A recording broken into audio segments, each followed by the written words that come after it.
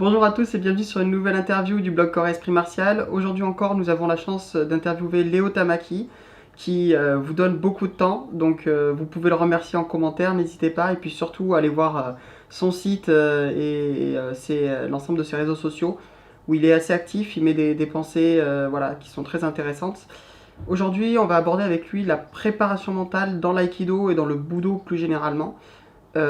Déjà, est-ce que tu y consacres une place particulière, toi, à la préparation mentale? Oui, mais d'une façon qui est moins dissociée que ce qu'on peut voir aujourd'hui. Euh, Aujourd'hui, tu as une partie pour faire ceci, une partie pour faire cela, etc. Et puis, à la fois, on divise les choses et on en ajoute, on en mélange. Euh, la préparation mentale est importante, mais c'est une présence constante. Tamola Sensei, par exemple, dans son livre Étiquette et transmission, disait lorsqu'on rentre sur le tatami, c'est comme aller au champ de bataille. Ça correspond pas à jouer au petit samouraï, grogner, etc. Mais c'est une attitude de présence, de vigilance constante. Et tout début, c'est par instant qu'on arrive à être là.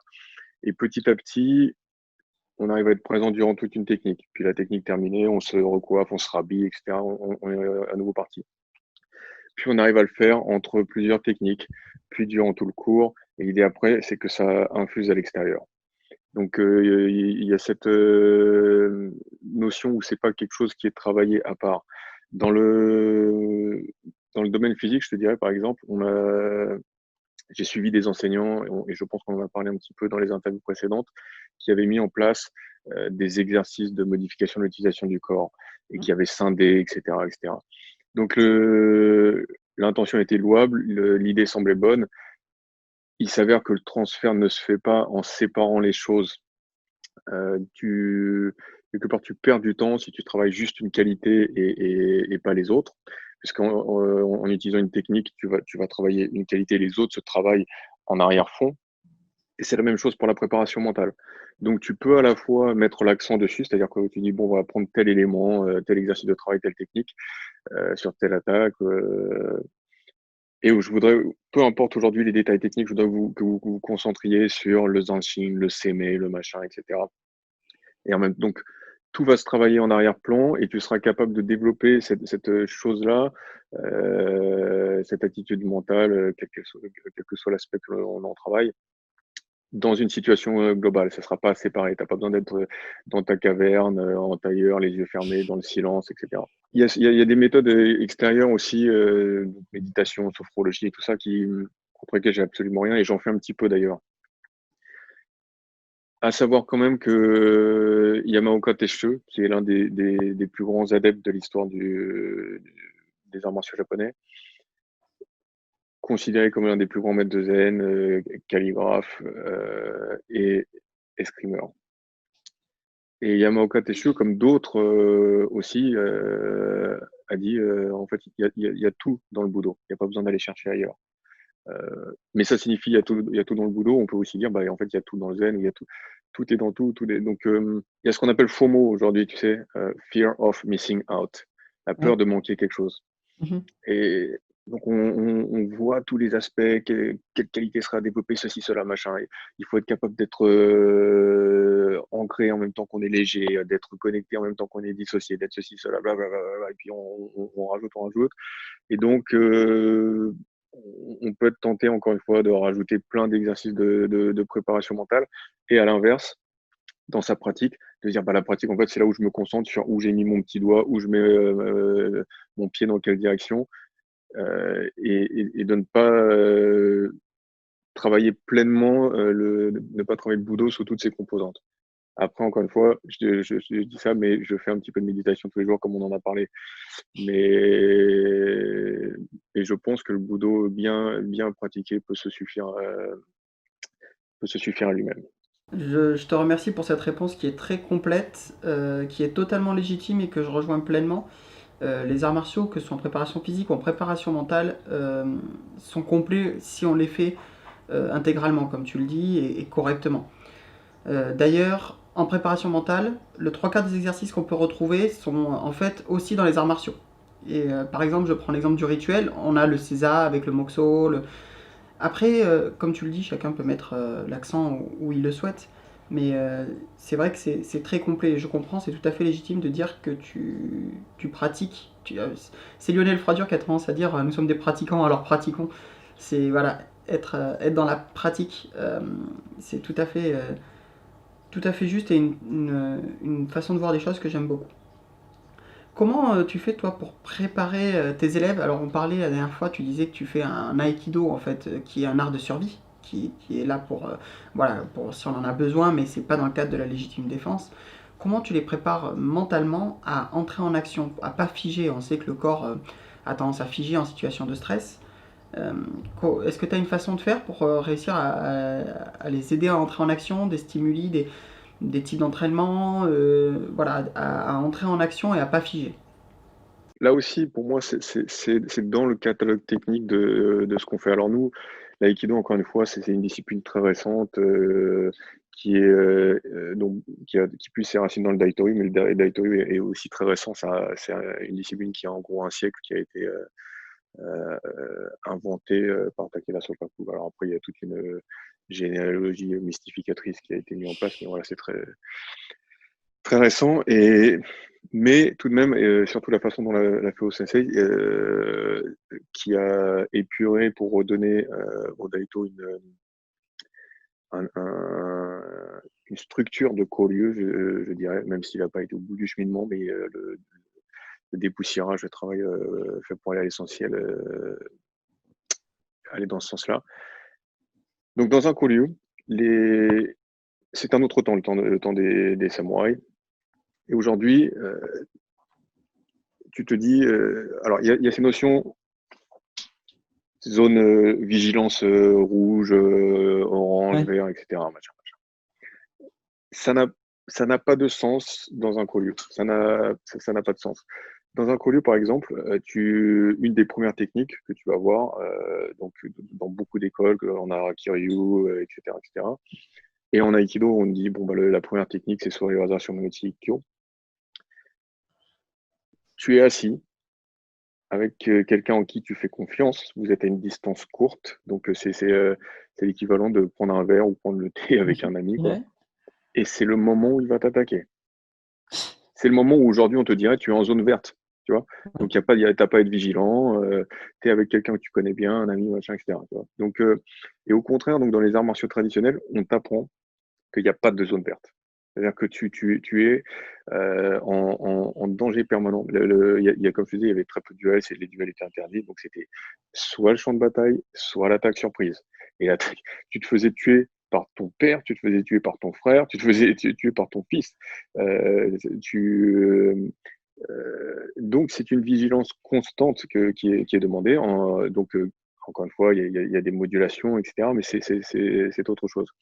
Aujourd'hui, en plus, on crée quelque part, ça légitime aussi, ça donne un contenu, tu vois. On crée des problèmes et après, on va te donner des solutions, tu vois. Mais quelque part, quelqu'un, alors, tu as des gens qui n'ont pas les ressources intellectuelles. Bon, bah, ces personnes-là, en fait, tu seras toujours à court d'outils. Tu n'auras jamais assez de solutions à leur proposer. De toute façon, au moment, ça va partir en cacahuète.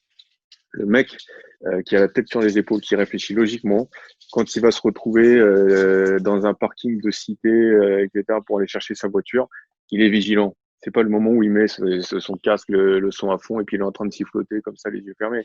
C'est une évidence. Donc, c'est comme les livres où, tu sais, il m'est arrivé à un moment de voir des livres sur la communication ou sur le marketing ou sur toutes ces choses-là. Et au final, ils écrivent toujours des choses justes, mais c'est presque enfoncer des portes ouvertes. C'est rare que je me dise, c'est incroyable, j'aurais jamais pensé à ce truc-là, tu vois. Non, toutes ces règles sont des règles de bon sens quelque part, si tu veux. Euh, tu t'es jamais retrouvé avec un adepte de bon niveau qui a eu un problème parce qu'il n'était pas vigilant à un endroit qui était dangereux, etc. Les, les, les experts de karaté des années 40, 50, 60, d'aïkido, etc. Il y a plein de récits, si tu veux, où ils ont eu des altercations dans la rue, etc. Il n'y a jamais eu de problème. Il ne faisait pas de préparation mentale, attention, il faut que tu sois capable de réagir au quart de tour, il faut que machin, tu es dans la zone orange, tu es dans la zone truc, bidule, bidule, bidule. Non, c'est une pratique martiale correctement menée, donc avec une intensité graduelle, en essayant d'être présent durant toute une technique, entre les techniques, durant tout le cours, et puis que ça déborde après. C'est implicite et ça se fait naturellement. C'est quelque chose qui est, si l'ambiance est correcte, si c'est bien vécu, tout ça, allez, c'est important d'en parler. Si tu formes en 3 mois des vigiles ou si tu formes des flics ou des trucs comme ça, qui sont peut-être des gens qui n'ont pas d'expérience antérieure, qui sans doute ne pratiqueront pas après, et à la fin de la formation, ils vont tout de suite être mis en situation. Donc pour ces gens-là, il faut quand même leur donner des. Évidemment, ça va s'affiner. En fait, l'essentiel du truc, ils vont l'apprendre durant leur carrière.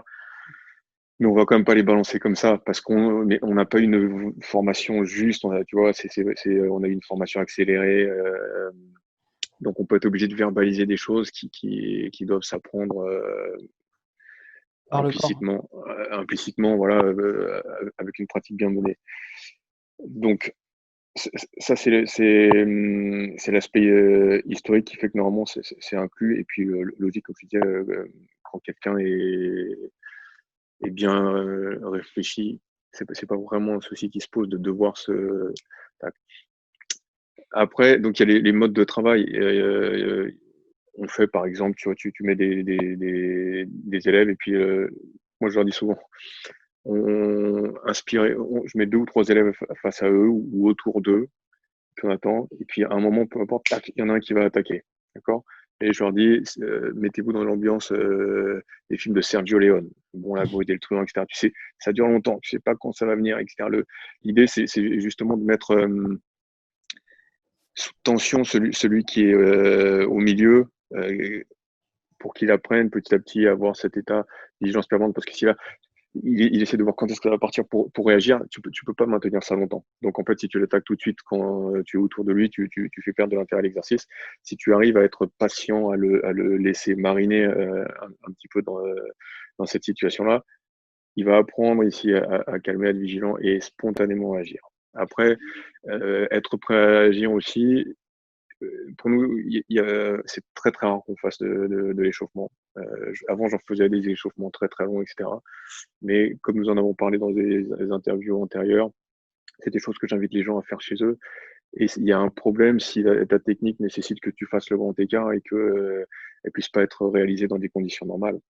Puisque, Mhm. encore une fois, là aussi, en tant que samouraï, il y a des techniques où tu es allongé en train de dormir et tu fais une chute pour faire partir ta couverture, ton futon et te relever parce que tu peux être attaqué n'importe quand. Tu n'as pas le temps de t'échauffer, tu vois, tu es dans ton lit, hop, hop, hop. Non. Donc, il n'y a pas d'échauffement, il n'y a pas de préparation. Donc, on commence directement aussi. Donc, mes élèves ont pris l'habitude comme ça de rentrer dans le vif du sujet. Peu importe que le gars vienne de chez lui, que la nana vienne de son boulot, etc. On arrive et on y va. C'est très intéressant comme démarche, encore une fois. Et j'aime beaucoup l'exercice dont tu parles où il y a un élève au milieu. C'est un exercice que j'aime bien faire aussi. C'est vraiment super. Merci beaucoup pour cette vision qui dénote parfois de ce qu'on peut croiser et qui permet d'enrichir les idées d'exercice. Je pense notamment aux sensei qui nous écoutent. Est-ce que pour toi la réflexion a sa place dans la pratique martiale ou est-ce que tu penses qu'il faut totalement l'abolir? Non, non, je pense qu'il faut énormément de réflexion. Les adeptes du passé étaient de grands intellectuels, étaient même des avant-gardistes. Ils adoptaient une démarche rationnelle, scientifique. Alors, quand je dis adopter une démarche rationnelle, scientifique, c'est pas dans une idée d'être dualiste, mais c'est-à-dire qu'ils analysaient les techniques, etc. Je pense que dans le même temps, ils acceptaient la part d'irrationnel qui est inhérente à l'humain. Mais en ce qui concerne la structuration d'une école, donc du catalogue technique, la construction des techniques, la stratégie, tout ça, c'était extrêmement réfléchi. C'était donc ils se reposaient sur la science de leur temps par rapport à la biologie, à l'anatomie, tout ça. Ils essayaient de tout savoir. Donc, alors aujourd'hui, tu vois, ils disaient regarder les étoiles, apprendre la géographie, la topologie, le machin, etc. Tu vois, donc, on parle plus d'un stratège Heirosa, tu vois, que il n'y avait pas une spécialisation, quoi. Le gars qui est bon en judo, juste en projection, quoi. Non, il voyait ça dans une perspective plus globale. Le problème aujourd'hui est que on a figé comme si, tu vois, à un moment, alors les Koryu peuvent être figés il y a quelques siècles, les Budo il y a quelques décennies, peu importe le gars que tu choisis. Et souvent, on répète et on utilise le vocabulaire de cette personne, les termes, comme en shiatsu, on va te parler de ki, etc., ou dans les arts martiaux.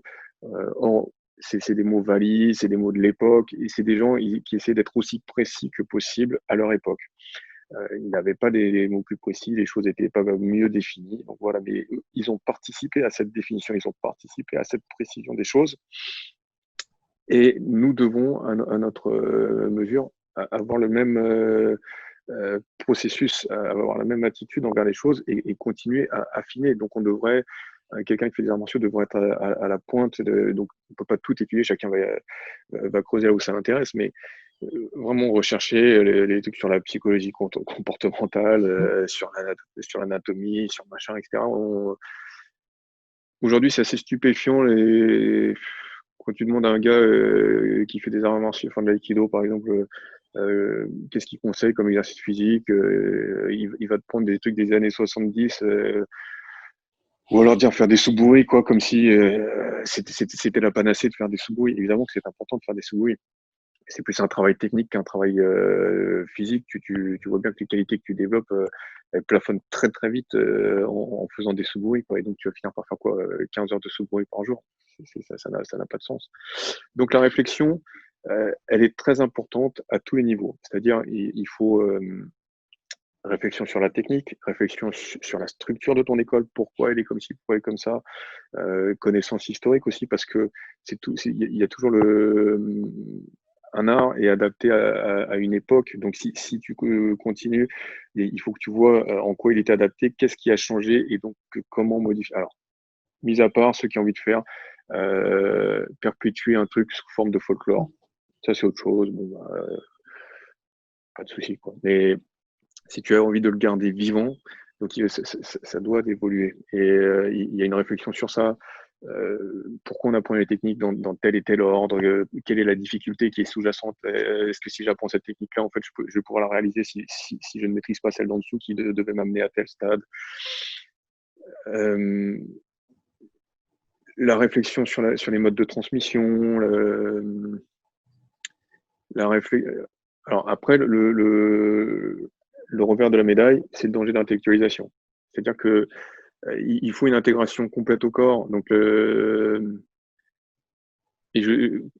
expérimenter et réfléchir. Expérimenter, réfléchir. Pour moi, ça doit aller dans cet ordre-là. Tu vois.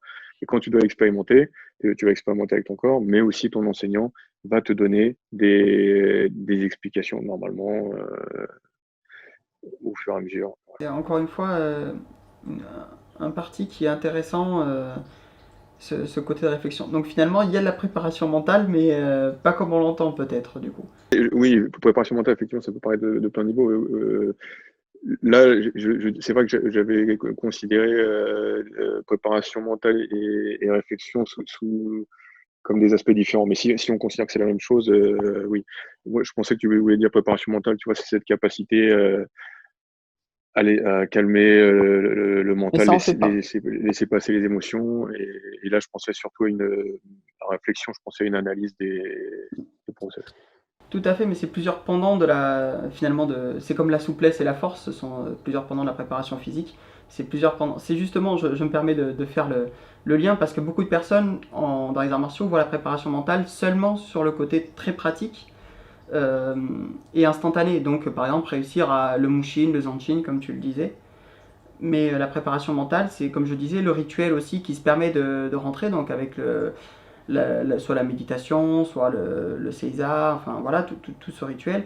Ça peut être énormément de choses, ça peut être la création d'objectifs que tu peux avoir aussi en tant qu'enseignant. Donc voilà, et ça peut être justement ce recul à prendre sur voilà, ce regard un peu plus neutre peut-être à prendre sur ce qu'on fait. Donc voilà, c'est pour ça que je me permettais, mais de toute façon, peu importe le nom qu'on donnait, c'est ce que tu disais tout à l'heure, on a mis des noms sur les choses, peu importe le nom qu'on donne, ce qui est important c'est qu'on se comprenne. Du coup, je sais que tu as fait énormément d'interviews, notamment pour Yashima, mais pas uniquement. Euh, Yashima, on vous remettra le lien d'ailleurs en dessous, un excellent magazine si vous voulez aller le voir, il n'y a pas de souci. Il est toujours en vente, même pendant le confinement. Du coup, tu fais énormément d'interviews d'experts. Comment tu penses que ça peut aider les personnes qui lisent ces interviews? Comment on peut en tirer parti finalement? Si je dois être parfaitement sincère, quand je vais faire une interview, la première chose, c'est que je la fais pour moi. Mais je ne peux pas contacter un expert, lui dire voilà, maître, j'aurais des questions à vous poser, est-ce que je peux vous prendre quelques heures, s'il vous plaît? Le mec, il ne connaît ni l'Ève ni l'Adam. Il est peut-être né dans les années 30. Il a, comme plusieurs que j'ai eu, sans doute eu un maître était très vigilant, inquiet, euh,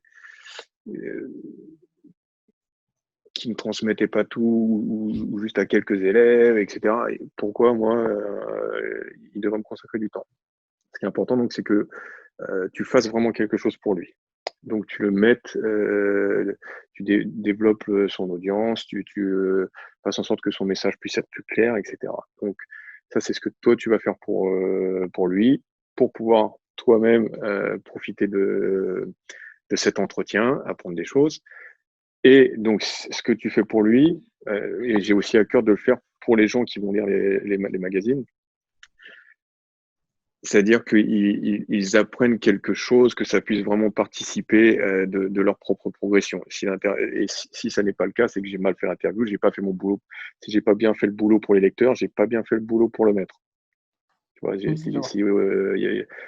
si j'ai pas réussi à diffuser un peu plus largement leur message, à éclaircir certains points sur lesquels on ne les avait pas interrogés, à montrer un nouvel angle, etc. Donc, ça montre l'importance qu'ont ces entretiens.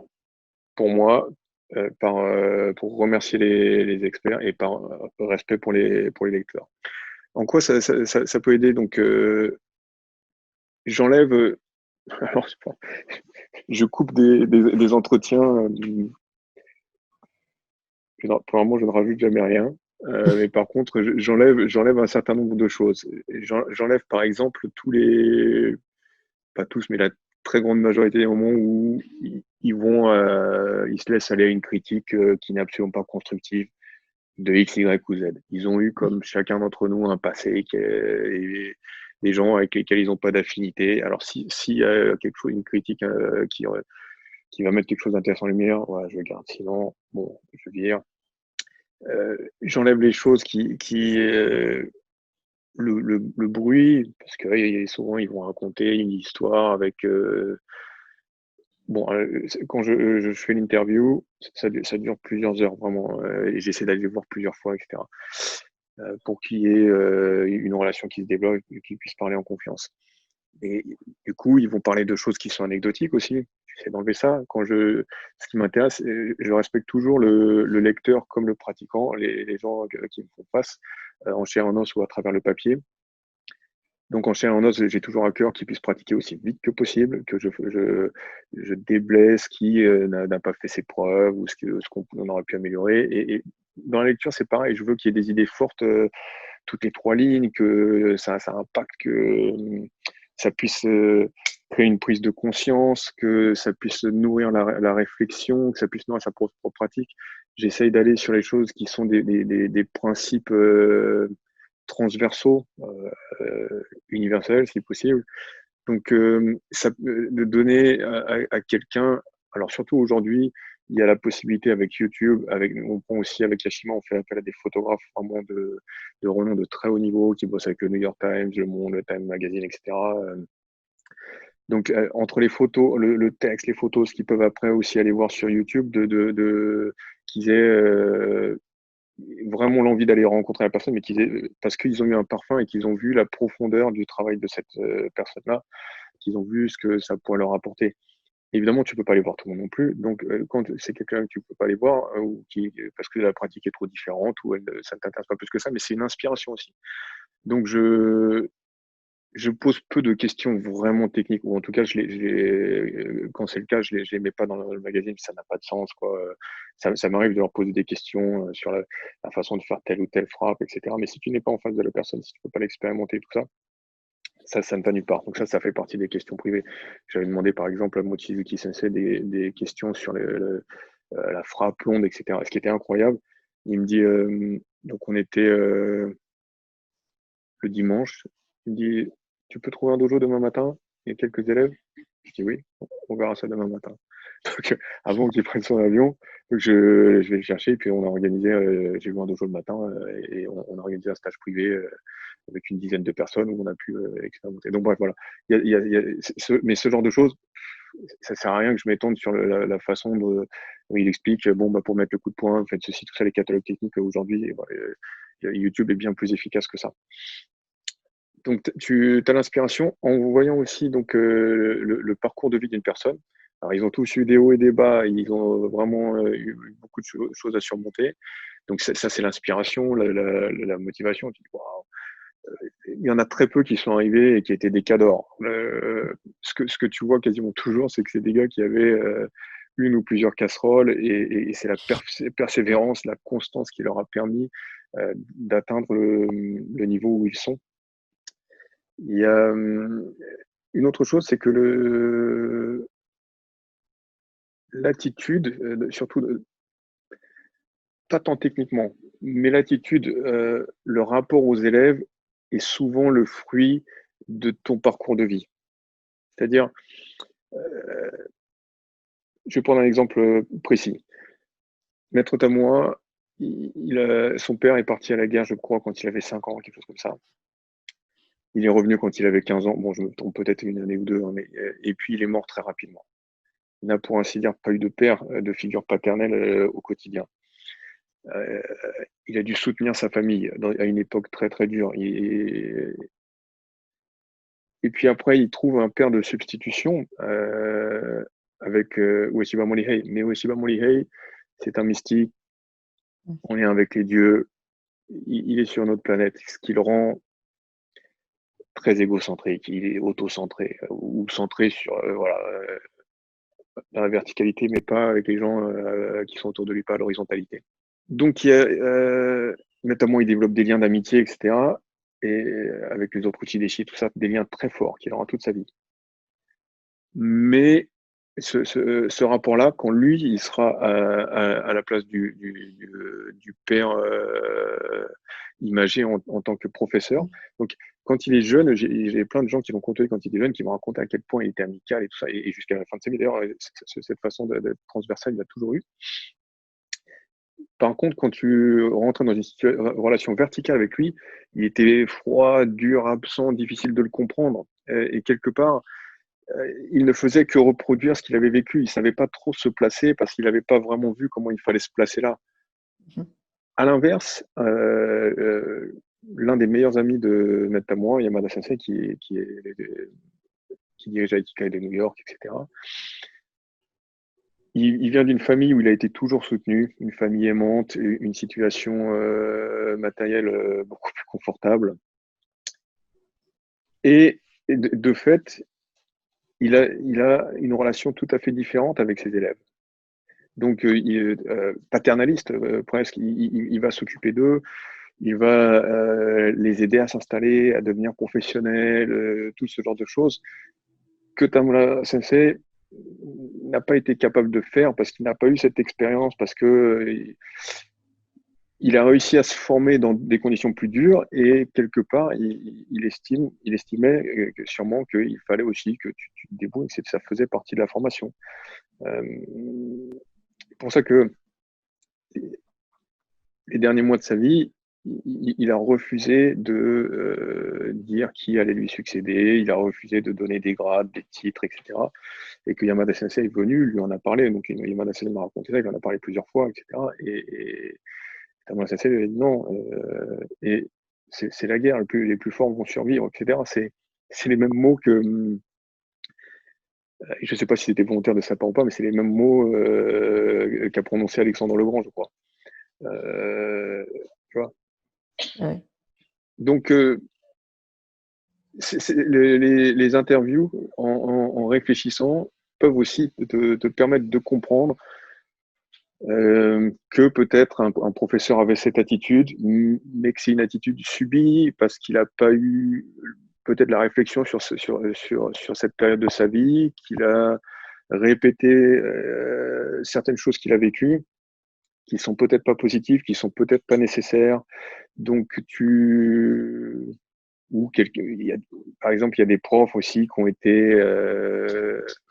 je connais plusieurs qui ont vécu des enfances difficiles avec leurs parents ou à l'école etc., etc., et qui vont souvent blesser les élèves. Donc, ils vont blesser, tu vas être proche d'eux, puis à un moment, tac, ils te blessent, tu vois. En fait, ils sont quelque part tout le temps parce qu'ils n'ont pas eu d'affection, et du coup, ils testent l'affection de leurs élèves. Comme ça leur paraît pas normal qu'il y ait une affection pour eux. Donc, ils voient si vraiment c'est là, tu vois. Là aussi, c'est de l'ordre de l'inconscience, c'est tragique, tu vois. Mais voilà, et ça permet de voir ces choses-là, peut-être voir ça sur même ton propre moyen. Parfois, tu ne le sais pas, parce que moi, il m'est arrivé d'avoir des experts qui m'ont raconté des choses que leur entourage ne connaissait pas. Tsunado Mari Sensei, qui était 9e dan et que j'ai interviewé 2 ou 3 mois avant sa mort, m'a raconté tout un tas de choses. Et donc, moi, je fais l'interview après, et puis j'envoie le magazine au Japon, et lui, il meurt. Et puis, sa femme et sa fille se font traduire donc, par un des élèves français qui était là-bas, le truc. Je dis, mais elles sont venues en France pour me remercier parce qu'il n'avait jamais parlé de ça, tu vois. Donc, il avait parlé de la guerre, de choses comme ça, et la culpabilité qu'il avait d'avoir survécu, donc, et comment il se sentait, il arrivait à gérer ça en s'attribuant la mission de développer l'aïkido, de participer au développement de l'aïkido, tu vois, et c'était une façon de justifier le fait qu'il ait survécu. Donc toutes ces choses-là te permettent de mieux comprendre ton enseignant, encore une fois, de passer au-delà de certaines choses qui sont subies par lui, malheureusement, et toi-même d'avoir de la réflexion sur la façon de transmettre idéal, d'être inspiré. C'est aussi un peu d'espionnage technologique quand même, tu vas voir comment sont structurées les autres écoles, etc. Enfin, voilà. Donc je pense qu'il y a vraiment, enfin, moi quand les gens me disent ah, j'ai lu un article sur ton blog, ça c'est super intéressant, je lis les articles, je dis écoute, sur mon blog, tu vas dans une section, c'est la section interview. C'est ça qui est important. Et tu le lis, tu le relis à divers moments parce que tu peux comprendre qu'au niveau où tu en es, et c'est vraiment riche. Mais mes réflexions, enfin moi je laisse tout sur mon blog, mais il y a des réflexions qui ont fortement évolué, etc., etc. Mais ces paroles-là, pour la très grande partie, c'est des maîtres que j'ai interrogés quand ils avaient 60, 70, 80 ans. Et voilà, c'est très, très, très, très riche. Je confirme, c'est très riche et ça atteint son but. Enfin, en tout cas, de mon côté, c'est vraiment hyper enrichissant. Voilà, n'hésitez pas à lire Yashima, à aller lire les interviews sur le blog de Léo Tamaki. On vous remettra tous les liens en bas, hein, mais n'hésitez pas parce que je pense que, comme il le dit, c'est vraiment un moyen de faire évoluer sa pratique, de démystifier peut-être le sensei qu'on a devant nous aussi, parfois, de mieux le comprendre. Donc voilà, et puis c'est vrai qu'il y a des interviews, des retours qui me parlent moins, mais je pense qu'elles parlent à d'autres. Chacun doit trouver ce qui lui correspond. Mais vraiment, merci pour ce que tu fais dans les interviews parce que c'est vrai que. Alors, moi, à l'audio, j'ai tendance à tout laisser parce qu'à l'audio, on a le temps d'écouter en arrière-fond. Enfin, voilà, on fait quelque chose, on fait une tâche, on peut écouter en même temps. Mais à l'écrit, c'est vrai que ce que tu dis, tu donnes un rythme aux interviews qui est très très pertinent. Et c'est vrai que toi ou tous les collaborateurs, hein, d'ailleurs, en général, quand il y a une interview, c'est toujours. Moi, je prends des notes à chaque fois et je prends énormément de notes, quoi. Si je prends un Yashima, tu vois tous les post-it qu'il y a sur le côté. Voilà, c'est très très riche. Donc merci pour ce travail. avec plaisir. Alors, j'ai remarqué que en aïkido encore plus qu'ailleurs, mais bon, c'est le cas aussi souvent ailleurs, les élèves ont peur de se blesser lorsqu'ils attaquent. On voit des coups de poing à 1 kilomètre au-dessus de la tête ou des coups qui s'arrêtent devant le visage à 10-20 centimètres. Euh, Comment tu arrives à les faire passer au-delà de cette peur? C'est très dur. Tu peux faire progresser les gens. Je sais pas si elle disparaît jamais vraiment, mais quand je vais donner des stages dans les pays de l'Est, dans les pays du Maghreb, c'est complètement différent. C'est-à-dire que les gens là-bas, ils ont beaucoup plus l'habitude d'utiliser leur corps et puis d'interagir avec les gens, déjà même de se serrer, de se toucher, mais aussi de se battre. Donc, et s'ils ne se sont pas battus, c'est certain qu'ils ont vu des gens se battre et ainsi de suite. Donc, et dans le passé, au Japon, les maîtres d'avant-guerre ou de juste après-guerre, c'est pareil. Certains sont allés à la guerre et les autres, ils ont vu donc la police militaire, les machins. Ils ont leur papa, leur oncle, leur voisin, il manquait un œil, un bras, un truc, la violence, tout ça, c'était donc quand ils y allaient, ils y allaient. Après, au Japon aujourd'hui, c'est une société allez, émasculée, disons-le. Donc, c'est très bien parce qu'elle est très paisible, mais au niveau des arts martiaux, il faut se dépêcher pour aller voir les derniers maîtres d'après-guerre, et puis le reste, franchement, pour moi, c'est très, très, très, très pauvre. Et chez nous, on suit la même pente. Quelque part, c'est bien, tant mieux, l'humanité va vers quelque chose de plus apaisé, etc. Bon, ça soulève des questions plus larges, mais bref.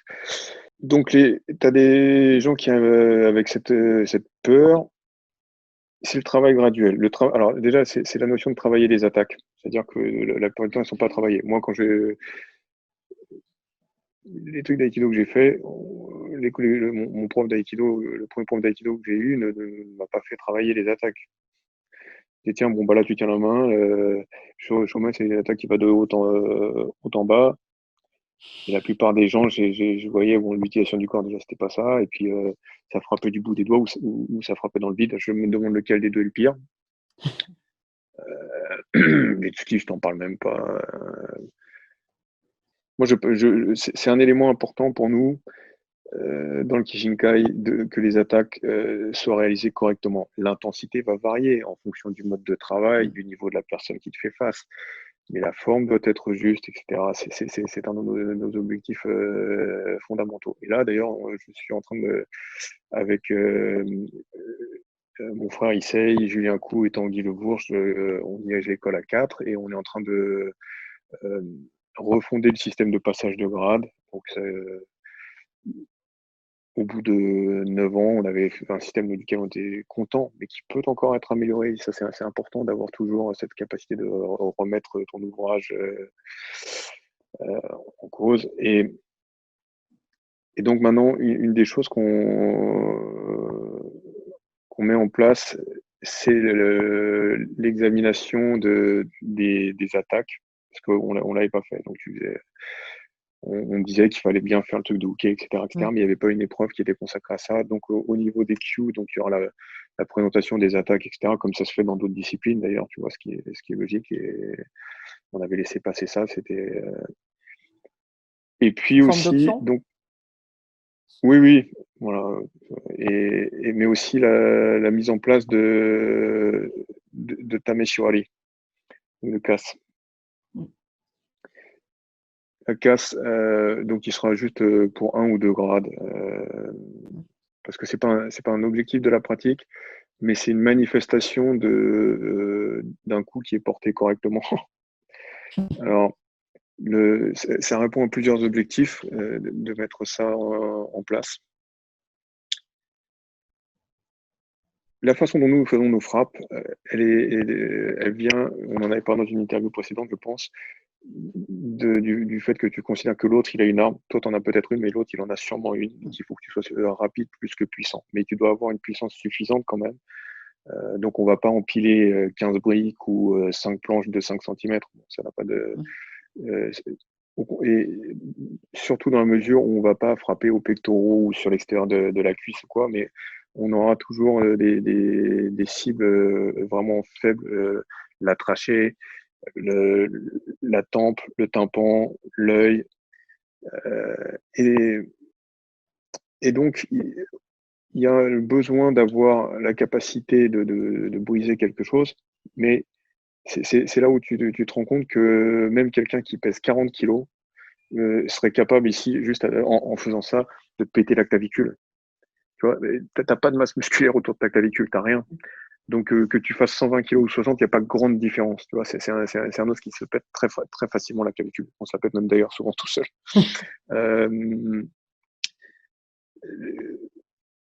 donc on est encore dans le process de choisir les différentes cibles parce que il faut que ça soit à peu près équivalent à la résistance de la partie que l'on souhaite briser. Voilà. Et après, il y a la façon aussi de.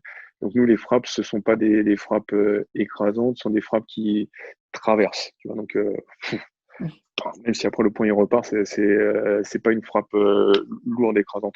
Dans la casse, tu as plein de façons de faire de la casse. Donc par exemple, quand ils empilent des gros blocs de glace, donc là ils en ont mis tellement, ils sont là, hop, et puis ils connectent tout le corps pour avoir transmis ici la masse de l'ensemble du corps, etc. Ça pour nous c'est pas intéressant parce que donc c'est pour ça qu'on mettra pas autant de masse parce que quand tu dépasses un certain seuil, tu es obligé de faire comme ça, sinon ça fonctionne pas quoi. La masse de ton bras elle est trop faible par rapport à ce que tu essaies de briser. Mais donc, comme on mettra au regard de cibles qui sont fragiles dans le corps humain, et donc là où tu pourras encore le faire avec l'utilisation du corps qu'on préconise et avoir cette sensation de traverser. Donc il y a ça. On fait du travail lent aussi au contact. Moi, je fais souvent travailler. Donc tu fais le ski, donc tu peux le travailler aussi dans le vide, mais tu vas aussi le travailler là. Donc tu vas travailler. C'est pas recevoir fort pour t'entraîner à recevoir le coup, mais la sensation kinesthésique quand tu es assez à distance, mais la sensation kinesthésique quand tu es à cette distance aussi, quand tu es dans le point aussi, qu'est-ce que tu ressens, et puis prendre cette habitude.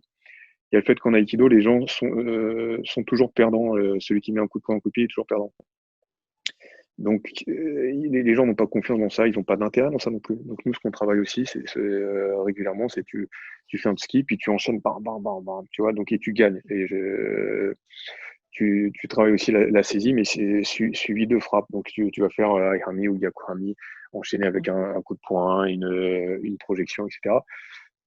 Mais donc redonner les honneurs aux frappes, distance juste, cible précise, la partie précise avec laquelle tu veux frapper, le travailler dans un enchaînement, donc ça veut dire rester léger, donc c'est pas que tu mets ton coup, puis à la fin tu es complètement figé comme ça, et puis tu attends d'être maltraité. Ce qu'on voit tout le temps, ne jamais frapper à côté, ne jamais frapper en distance, ne pas frapper de mauvaise cible aussi. Donc quand je fais travailler les enchaînements qui frappent sur les épaules, ils sont vers ça, ou sur les pectoraux, je dis non, là c'est zéro, il n'y a rien.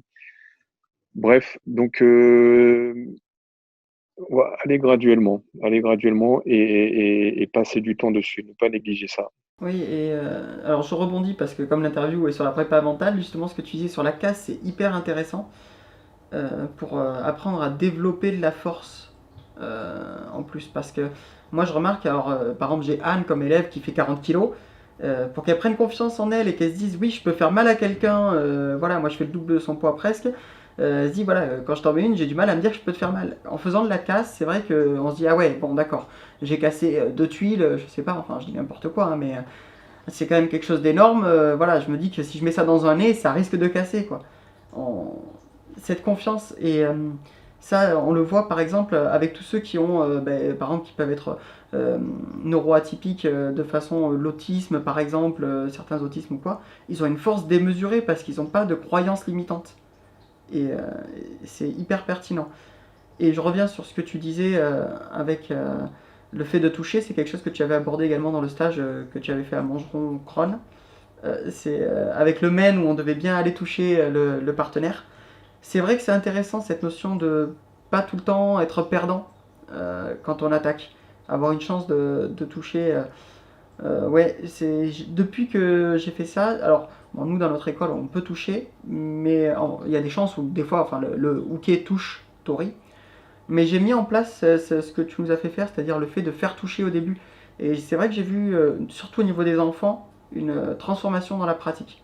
Donc bah, merci pour ce conseil qui était vraiment bien et intéressant. Voilà, quand on dit on apprend tout le temps, on fait évoluer sa pratique, c'est vrai que voilà, c'était un stage dont je garde de très bons souvenirs.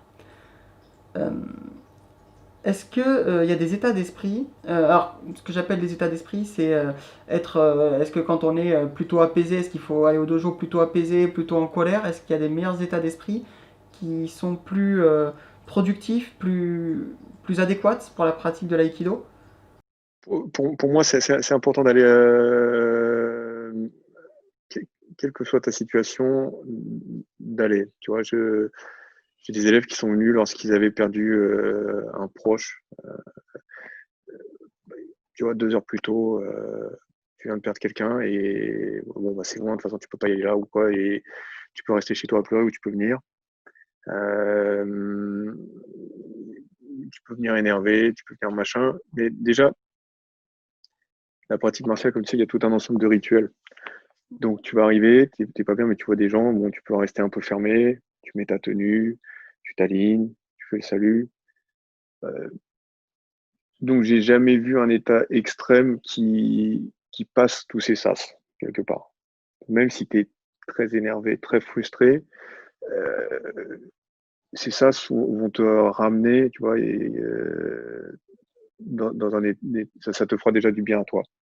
Et tu seras pas dans un état où tu vas extrême, extrême qui serait vraiment mauvais pour tes partenaires. Après, tu peux être quand même pénible, frustré, etc. Ça, je le vois. Il y en a qui sont très énervés, qui sont surexcités. Ou, enfin, bon, il y a tout un tas de choses.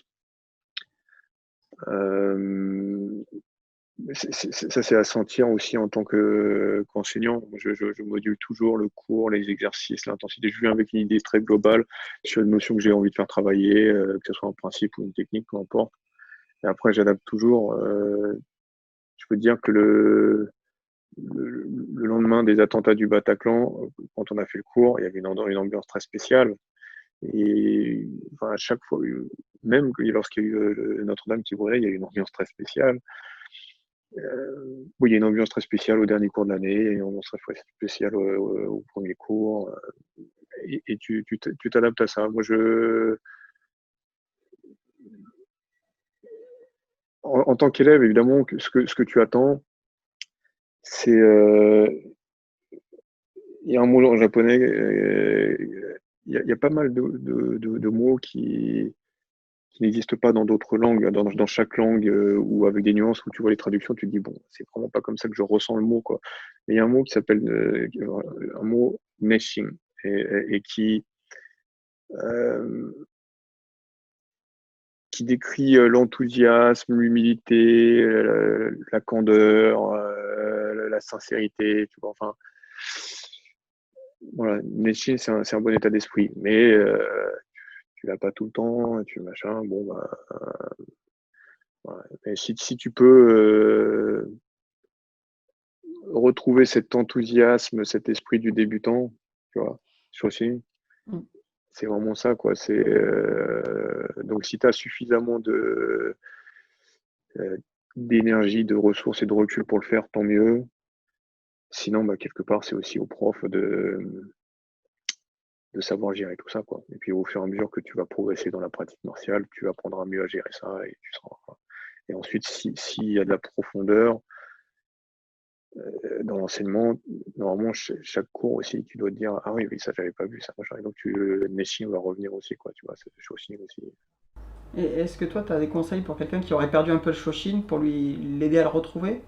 Hormis lire les interviews de Yashima où on ne peut que se sentir tout petit. Bah, ouais, c'est cette idée de retrouver, se souvenir quel était notre sentiment quand on a commencé. Et tu vois, c'est comme visualiser, tu t'assois, tu dis, quand est-ce que c'était mon premier cours déjà? Pourquoi j'y suis allé? Qu'est-ce qu'on avait fait au premier truc? Euh, euh, moi, par exemple, j'avais une fierté complètement déplacé quand j'allais en stage. Mon premier prof, Jacques Bardet, c'est aujourd'hui un des gros cadres de la Fédé, mais à l'époque déjà c'était un cadre important de la fédération. J'ai accompagné en stage et puis hop, on passait quand tu avais une carte enseignant, tu tu payais pas les stages de maître à moi.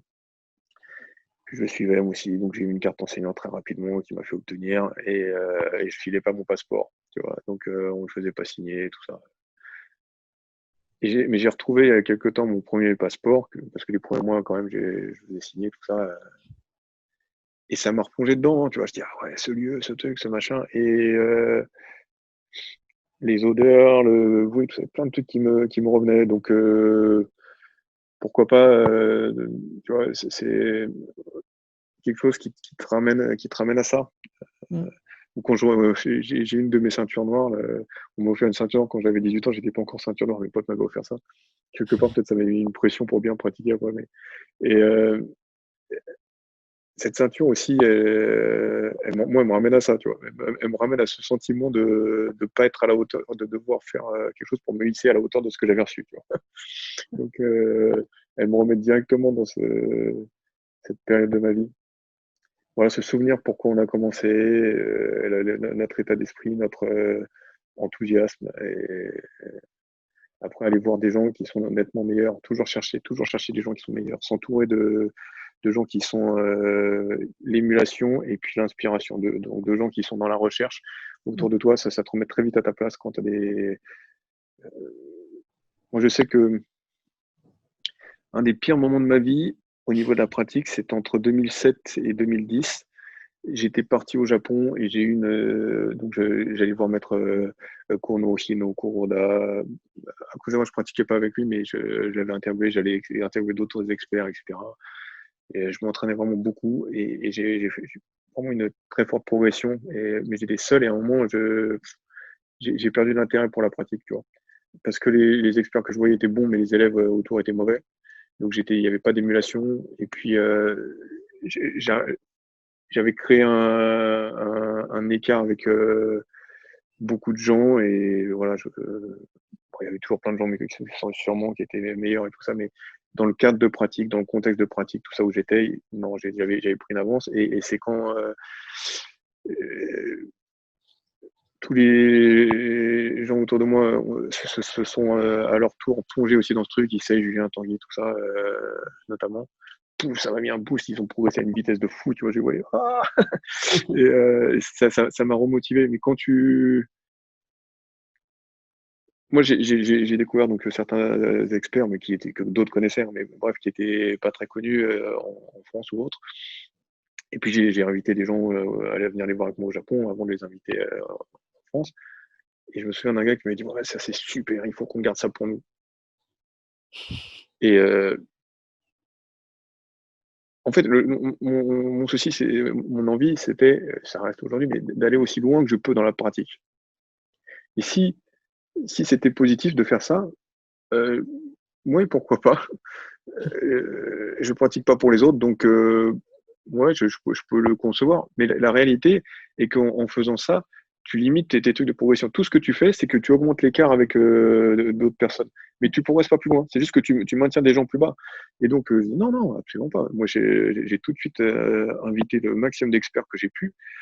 Euh, et donc, tous les gens ont progressé comme ça en masse. Et ça a été une sorte de motivation, de remise en cause. Et c'était génial, quoi. C'est voilà pour le Chaussine, c'est une chose qui m'aide, ouais.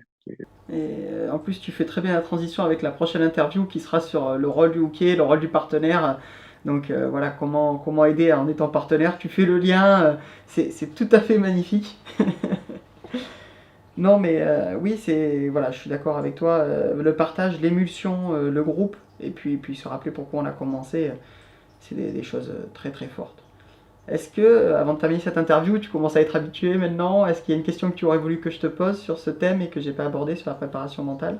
Comme d'hab, hein, hier soir, avant d'aller me coucher, j'ai rejeté un coup d'œil aux questions et je me dis, wow, c'est quand même vraiment très très fouillé. Donc, non, alors, c'est quelque chose que moi j'ai oublié de préciser tout à l'heure, mais il y a cette notion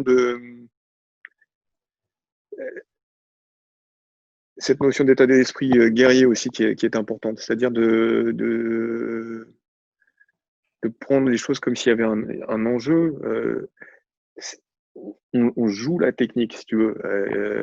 Évidemment, donc on peut la jouer avec intensité, tout ça, on la joue, mais il faut la jouer sérieusement. On apprend par le jeu, les enfants apprennent par le jeu, les animaux apprennent par le jeu aussi, et donc on apprend par le jeu. Donc il faut investir aussi. Donc c'est une des raisons pour lesquelles on garde dans notre école cette tenue qui te ramène tout de suite dans cet imaginaire martial guerrier, le hakama, le keikoi, tout ça. Et, et donc,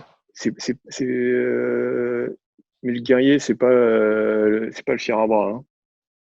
Le guerrier, c'est la personne qui est vigilante.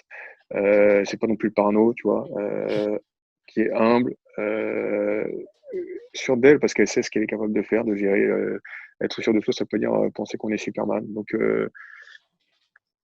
là encore, je renvoie Maître à moi, mais quand il disait rentrer dans le dojo comme si t'es sur le champ de bataille. Donc il faut être déterminé, il faut être décisif, il faut être engagé. Mais évidemment, la fierté, la prétention, là, c'est le chemin direct vers le cimetière. Donc il y a ça. Et donc, cette tenue, comme je disais aussi, toutes ces choses, ce rituel aussi doit être investi. C'est-à-dire, la tenue t'amène à ça. Et aussi, quand tu vas faire le salut, si c'est pas un truc mécanique, tu t'assois, tu fais ça. Puis tu dis, bon, quand est-ce qu'on va s'amuser et puis se jeter? Non. Si tu es là et que tu prends conscience de ce qu'on est en train de faire, c'est-à-dire de remercier toute la chaîne de gens qui étaient avant toi, remercier l'enseignant qui partage du mieux qu'il peut ce qu'il a reçu, tes partenaires qui permettent de le travailler, ça te remet directement dans un état d'esprit juste, tu vois. Donc dès le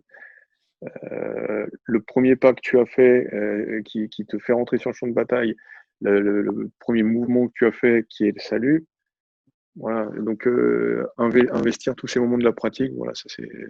Donc c'était des éléments que j'avais oublié de préciser, mais c'était pas dû au manque de précision de tes questions. Non, non, mais c'est peu importe la raison. Ce qui est important, c'est que tu puisses t'exprimer pleinement. Et puis, j'aime beaucoup la façon dont tu présentes les choses. C'est marrant, je trouve beaucoup de liens avec Armand Vallée, le fondateur du Mushin-Ryu, qui lui dit tout le temps quand vous entrez, vous êtes des acteurs, vous êtes des samouraïs, donc jouez à fond, quoi. Faites pas semblant. C'est ok, je prends note. C'est vrai, voilà, tout faire avec intention et c'est oui, un conseil que je trouve judicieux. Merci beaucoup. Et est-ce que de ton côté, il y a une question que tu aurais voulu me poser sur le thème de la préparation mentale? Oui, tu as l'air assez calé dans ces trucs-là. Tu utilises quel type de ressources? Est-ce qu'il y a un domaine particulier que tu as creusé, sophrologie, méditation? Je sais Alors moi, j'ai passé un diplôme de préparateur mental du coup parce que je me suis intéressé.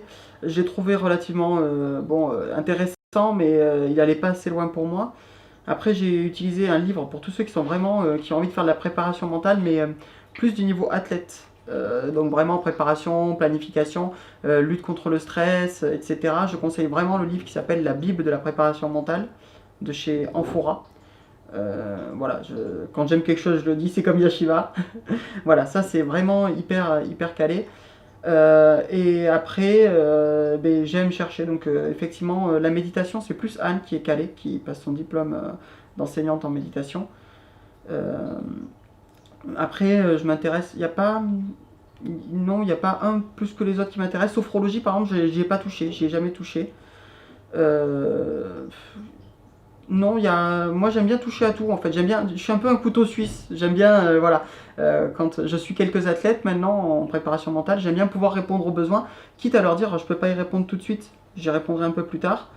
Par contre, il y a pour moi un outil qui est indispensable à n'importe quel pratiquant, que ce soit des arts martiaux, que ce soit un athlète ou quoi que ce soit. Il y a même deux outils et tu en as parlé des deux. Un, c'est le rituel dans la pratique, parce que c'est ce qui nous permet de pratiquer pleinement, peu importe ce qu'on fait. Notre vie est faite de rituels. Le cerveau humain euh, permet d'être plus performant quand il a une donnée précise. Il sait qu'il va rentrer à un moment donné. Il sait que quand il rentre le soir, par exemple, typiquement, il doit faire le ménage. Le cerveau humain est conditionné, il a son rituel, donc ça lui permet de faire sa coupure avec le travail et il sera beaucoup plus performant. Donc, même dans la vie de tous les jours, le rituel est quelque chose d'hyper important. Et la deuxième chose, tu en as parlé aussi, c'est la visualisation. Alors attention à ne pas confondre avec l'imagination, hein, mais une visualisation bien faite, euh, on en avait déjà parlé en plus dans une autre interview au niveau de la connexion neuromusculaire. Une visualisation bien faite, comme elle permet justement d'imaginer une situation, euh, est vraiment très très utile. Moi je parle par exemple en self-défense, le fait d'avoir imaginé, enfin self-défense ou combat pour la survie, le fait de s'être imaginé, d'avoir visualisé les situations et savoir jusqu'où on est prêt à aller, ça enlève le doute le jour J. C'est-à-dire que quelqu'un qui fait des techniques qui sont létales, mais qui ne sait pas quand les utiliser, est-ce que, oui, bah alors le mec il me sort un couteau, est-ce que je suis prêt à le tuer? Le mec il va me racketter, est-ce que je suis prêt à faire? Il faut que ce soit déjà, pour moi, ancré dans la tête, et ça on peut le faire qu'avec la visualisation, et en s'imaginant pleinement aller jusqu'au bout de l'action. Ça fait un peu psychopathe dit comme ça, mais C'est exactement ça. voilà, pour moi, ce sont les deux outils que j'utilise. Et même avec les enfants de. Enfin, je commence, moi, les plus jeunes que j'ai, ils ont 8 ans. Et je leur fais faire de la visualisation. Ben, écoute, tu as un copain de classe qui se fait agresser. Comment on fait? Voilà. Et je leur fais faire. Parce que si on ne met pas les gens face à ce risque, finalement, le jour où ça arrive, il se passe rien. Et moi, ben, tous mes jeunes maintenant savent ce qu'il faut crier s'ils se font enlever. Et, voilà, on fait des petits tests. Des fois, j'arrive dans le dojo, j'en embarque un et ils savent pas quand. Et du coup, ça fait partie de la préparation mentale aussi de ne pas savoir quand. Voilà. Donc, ça répond à ta question. Ouais, Je te super. remercie en tout cas. Merci beaucoup pour cette Avec interview plaisir. encore, pour ta patience. Je vous invite encore une fois à rejoindre Léo Tamaki sur son blog, sur les réseaux sociaux, à le suivre, à partager l'ensemble de son travail qui est de très bonne qualité et puis à le lire dans Yashima. Merci beaucoup. Au revoir. Avec plaisir. Choubaï.